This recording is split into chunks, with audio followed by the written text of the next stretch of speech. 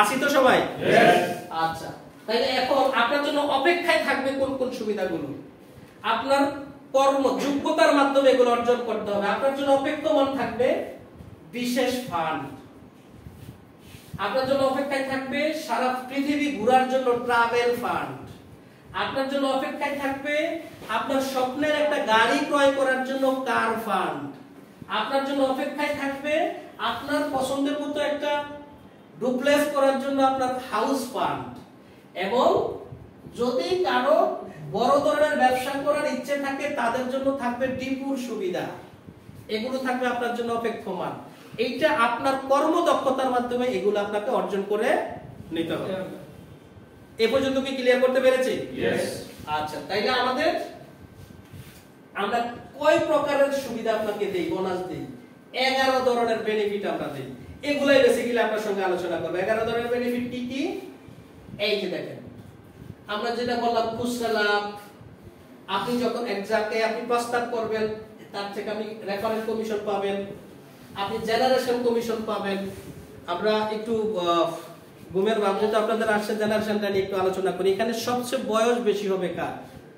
মামুন ভাইয়ের মনে না?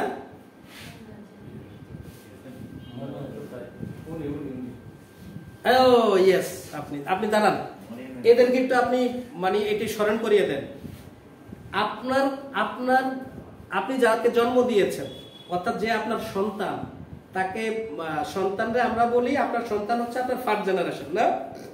আচ্ছা, সন্তান যাকে জন্ম দিবে সে আপনার কততম জেনারেশন? Second generation. তাহলে সন্তান যাকে জন্ম দিছে সে আপনার কি হয়?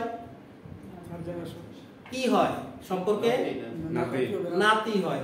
নাতি যারে জন্ম দিছে তারে কি বলেন? ফুতি যারে জন্ম দিব সে কি? হাতি। আর জানেন না? আপনি তো জানার কথা। তাহলে 3-4 জেনারেশনই জানেন, কিন্তু প্রতিষ্ঠান আপনাকে দিবে কত? মানে 35% জেনারেশন কমিশন দিবে, আনলিমিটেড। মজার একটা বিষয়, এটা লাস্টে আলোচনা করব। বসেন।